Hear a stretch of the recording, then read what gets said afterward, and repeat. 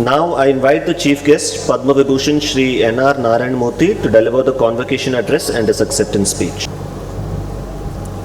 Chancellor, Vice Chancellor, Deputy Vice Chancellor, members of the Governing Council and the Executive Council, Justice Sri Krishna, Professor Subramanian, deans, faculty, staff, students, parents of the graduating class, guests, and most importantly, the graduating students. My sincere thanks to you for giving me this opportunity to be part of this happy occasion. I am honored to be part of this exciting day. Congratulations to the graduating students on your success at this prestigious institution, and to the awardees of the honorary degrees. I am grateful to the university for this honorary doctorate bestowed on me. I promise to remain worthy of this honor and this institution. Your Chancellor, Sri K.V. Ramani, is one of the most patriotic, ethical, public service-oriented, successful, and generous entrepreneurs this country has produced. I have known him for over 35 years now. He is a pioneer in digital communications technology in India. He was one of the founders of NASSCOM, the National Association of Software Service Companies.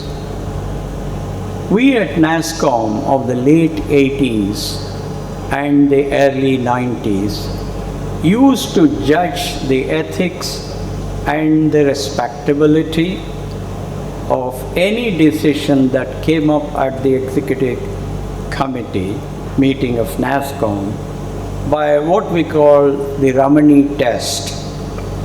Sri Ramani would be sitting amongst us silently with a smile on his face.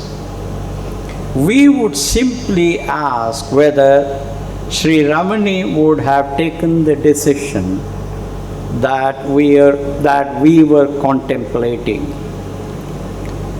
If what we wanted to do aligned with what Sri Ramani would have done, we would vote for it. You are lucky to have had a chancellor as straightforward, as honest, as kind, as committed to truth and public good, and as committed to the nation as Sri Ramani. My wonderful friend Ashank Desai was part of the he is one of the founders of NASSCOM, and he was part of the initial executive council, and so he and I were witness to all of this. I must say that I have learned much from my association with Sri Ramani.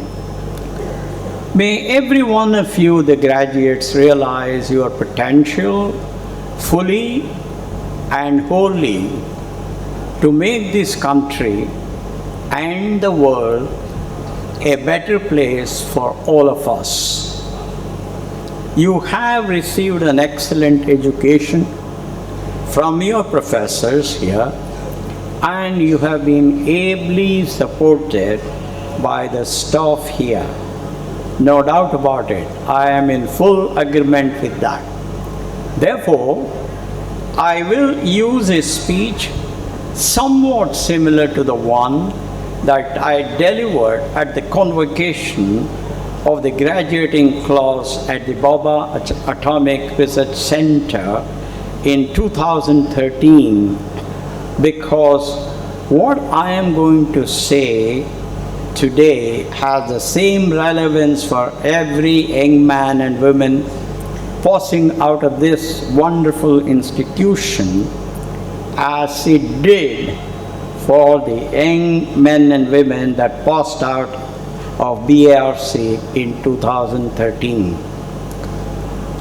When I left IIT Kanpur after my graduate studies in late 60s and went abroad to Paris to work there in the early 70s, India was seen by most foreigners as a pitiable land of dogma, empty vanity, filth, poverty, illiteracy, diseases, and low achievement.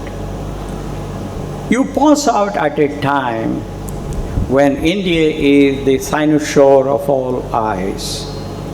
The world expects India to be one of the leaders to solve the global problems of politics and economics. India sits at the high table in most major multinational deliberations. What India says is heard most often with attention and seriousness. Unlike me when I was young, you have today that rare opportunity and heavy responsibility of further strengthening this newfound respectability. The instrument to fulfill this rare responsibility is patriotism. What is patriotism? A lot of us, particularly most people in the public governance system, seem to think that is singing national anthem and draping oneself in national flag. No, that's not nationalism. That's not patriotism. To me, patriotism is not just singing our national anthem or draping ourselves in our national flag. These are important and necessary, but not sufficient. As Adlai Stevenson, the US political leader of the 50s, once said, patriotism is not a short and frenzied outburst of emotions, but the tranquil and steady dedication of a lifetime. To me, patriotism is about working ethically and wholeheartedly in our own chosen sphere during one's entire life to enhance public good for one's country and the world. Nationalism is focusing only on the national interest and playing a zero-sum game with other nations.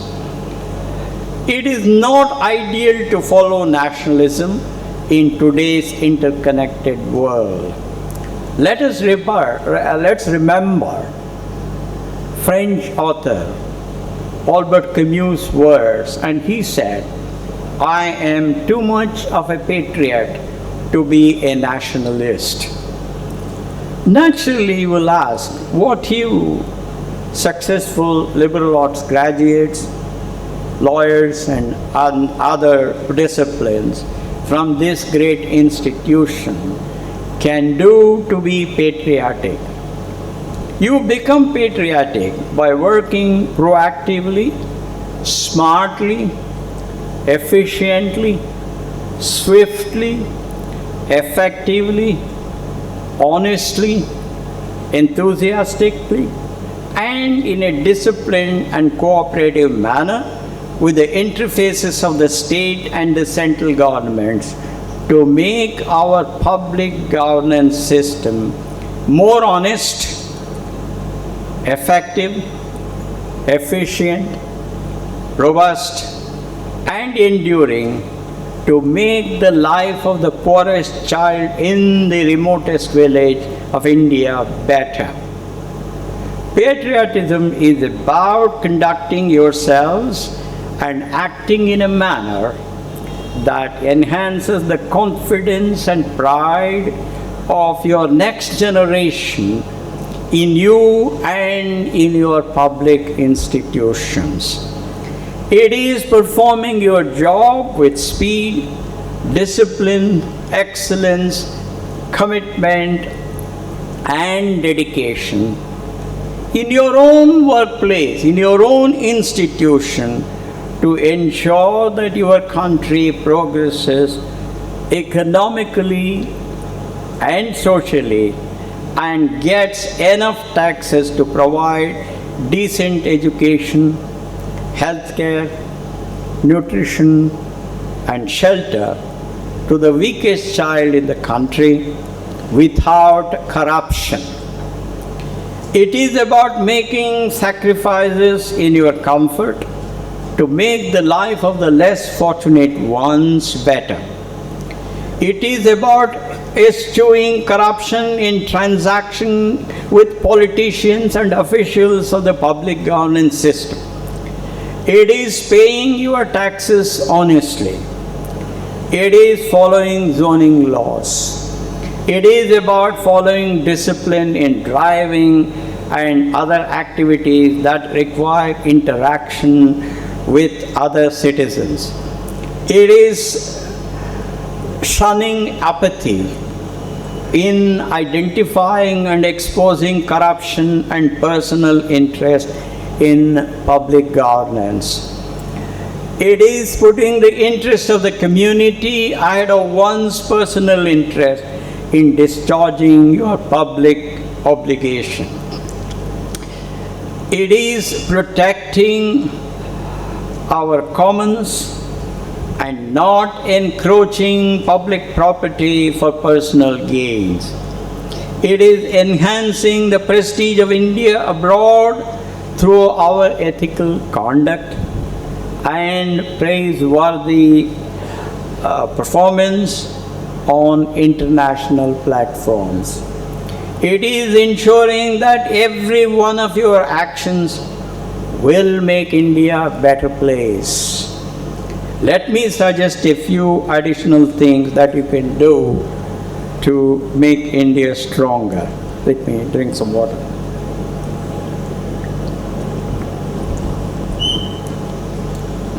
You must develop high aspirations in matters of public good. After all, you know better than I do that aspirations build civilizations. You must commit to make India the best governed country in the world and a model of accomplishments, honesty, speed, excellence, fairness, transparency, and accountability in outcomes. You must work to make every Indian achieve the best standard of living in the world. You must work to make India the largest exporter in the world. You must work to make India important enough on the global scene to be offered a seat on the Security Council without our asking for it. You must work to make India have the best educational and research system in the world, like this university, so that every other nation will aspire to send her young men and women to India for education like it happens in the US today. You must work to make India have the best defense force in the world. I can go on and on to get the point right. Just one person will not be able to do everything that I have mentioned. But every one of us working with high aspiration and dedication in our own chosen fields can add value to the field to make India stronger. We can together as a nation make every one of what I have described become a reality. These lofty aspirational goals may appear impossible in the current circumstances, but it is better to aspire to plausibly impossible goals than convincingly possible goals. Folks, these things do not happen because of mere speeches and slogans by certain sections of this society. They happen because of performance. Unless you translate your aspirations to actions, the desired change will not result. I want you to remember that performance leads to recognition. Recognition leads to respect, and respect leads to power. Therefore, my young friends, there is only one way to make India a powerful nation. That is through performance. Desirable performance requires that you create aspirational targets and work hard, fast, smart, honestly, and in a disciplined manner over a long period of time to achieve these targets. Remember that honesty, discipline, hard work, efficiency, speed, and excellence in decision making and in implementing those decisions are essential if we want India to become a high performance and respected nation. Better performance comes from benchmarking with people, organizations, and nations that have performed better than us. When the Indian software companies started exporting, they realized that benchmarking with the global best was the surest way to succeed in the global market and to compete with the global best even in our own domestic market. This brought better respect to India abroad and better value to our own customers in the Indian domestic market. Therefore, please learn to benchmark with the global best in whatever you do. Once you benchmark and start competing with the global best, the next step for you is to aim to be the leader in your area or industry. You become a leader by creating a set of next practices. Next practices, as my late friend C.K. Prahlad used to say, happen because of constant innovation. Let me demystify innovation for you.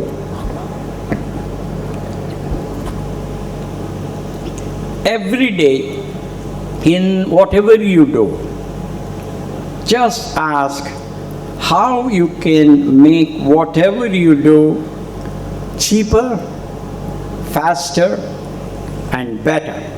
That's all the three questions you have to ask every day. Innovation must become part of the DNA of every employee in the organization, from the janitor to the chairman. These days, most aspirational tasks are huge and need teamwork. Teamwork requires you to rise above nationality, religion, race, regionalism, caste, language, and gender. To do so, you must subordinate your ego and eliminate bias by deciding every issue using data and facts in an environment of courtesy, dignity, zero ego, openness, fairness, transparency, accountability, and meritocracy. You must be generous to share credit with other members of the team. You must create trust and confidence in your team through your actions and just through intentions expressed, and not just through intentions expressed as mere words and mere speeches. Many foreign friends of mine tell me that we Indians are not known for humility.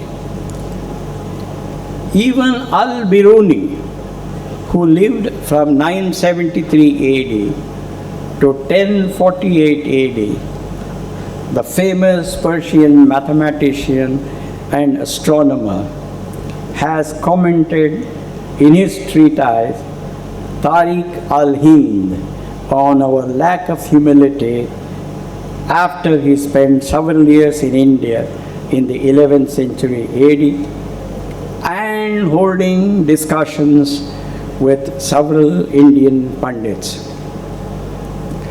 You must remove this lacuna from our psyche. Humility requires self-confidence in accepting the superiority of other accomplished nations, to learn from those nations when you are weak. It requires you to demonstrate grace, courtesy, and generosity when you are powerful. This is the best way to win over your critics. We are also the most thin-skinned people in the world. We must learn to take criticisms objectively. Therefore, when somebody criticizes you or India, do not lose temper. Sit down with him or her, ask for data and facts, and argue rationally.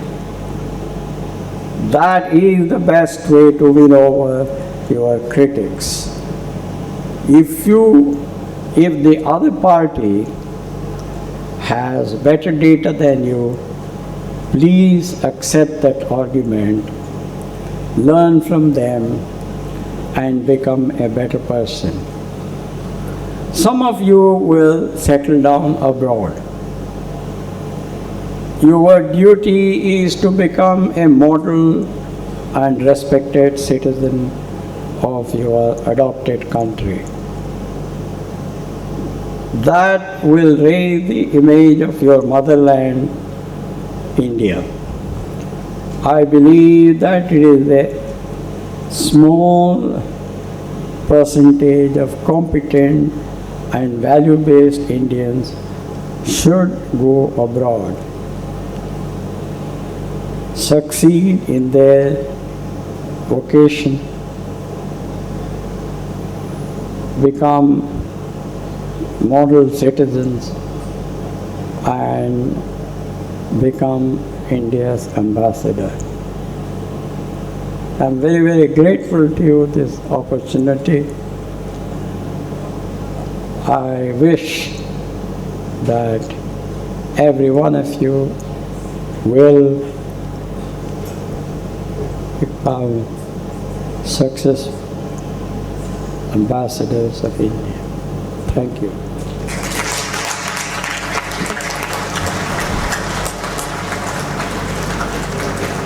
First of all, I would like to thank Chancellor Ramani and